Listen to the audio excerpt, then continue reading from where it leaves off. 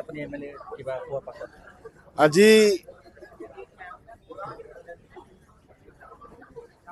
আমাৰ ডক্টৰ তুৰাম ৰহাং আমাৰ বৰজান সমষ্টিত আহিছে নিৰ্বাচন প্ৰচাৰ সভাত আৰু আমি আজি ইয়াত যিহেতু ৰাইজ আহিছে বা যি ৰাইজ ইয়াত গোট খাইছে সেইটো লৈ আমিও নিজে আচৰিত কিয়নো ইমান ৰাইজ উঠি আহিব বা মিটিঙত আহিব সভাত আহিব বুলি আমিও ভবা নাছিলে কিন্তু আজি যেনেকৈ দেখিছে গোটেই বৰজান ৰাইজে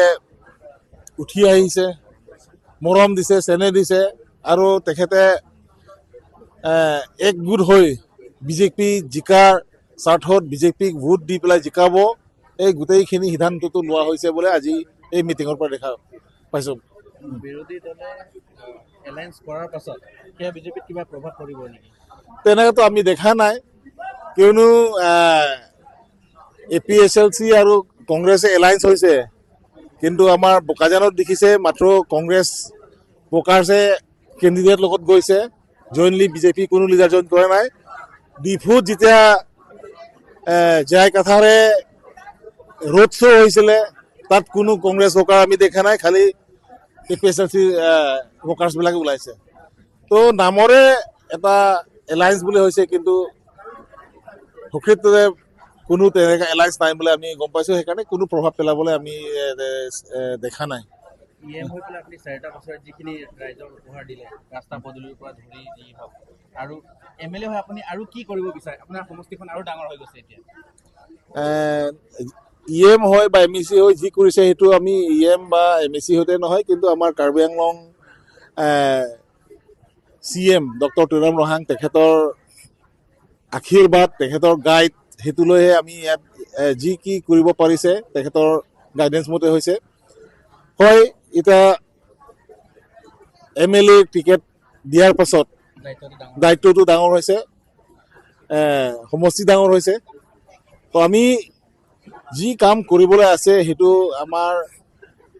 চৰকাৰে সিদ্ধান্ত ল'ব কিন্তু আমি বা মই ইণ্ডিভিজুৱেল হিচাপে আমি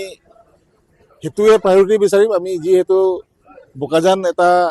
পিছপৰা সমষ্টি আছিলে বেলেগৰ সমষ্টি চাই পেলাই কিন্তু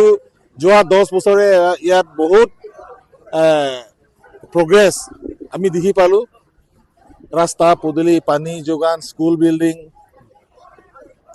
হোষ্টেল এই গোটেইখিনি আমি হস্পিটেল আমি দেখি পালোঁ আৰু অহা 5 বছৰ আমাৰ হিমন্ত চৰকাৰে আৰু আগুৱাই লৈ যাব সেইটো মই বহুত আশাবাদী আজি জইন কৰা মাত্ৰ এটা PS-ৰ পৰাই জইন কৰিছে সেইটো হ'ল ফাঙাদং ফাঙাদং 250 আজি জইন কৰিছে বাকীবিলাক আমি ৰাখি থৈছোঁ চিফ মিনিষ্টাৰ আহিব 29 তাৰিখে তাতে আমি জইন কৰাম বুলি আমি ৰাখি থৈছে কিন্তু এটা PS-ত মানে ইয়াত 250 বেছিকৈ ভাগ মহিলাই হয় তেখেতে জইন কৰিছে না APSLC অনলি পাঁচটা সিটো লাভ কৰিব নি বিজেপি লাভ কৰিব আৰে কিয় দাউৰ আছে নেকি